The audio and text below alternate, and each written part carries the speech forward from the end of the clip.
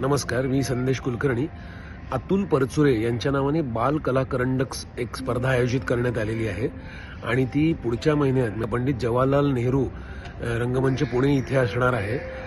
तर काय गंमत आहे की अतुलने बालरंगभूमीवर खूप काम केलं होतं आणि त्याच्या नावाने हा करंडक चालू होणं आणि ही योजना चालू होणं ही खूप आनंदाची गोष्ट आहे. बालरंगभूमी अत्यंत गरजेची आहे, कारण पुढे जाऊन आपल्या रंगभूमीसाठी कलाकार आणि प्रेक्षक ही रंगभूमी घडवते.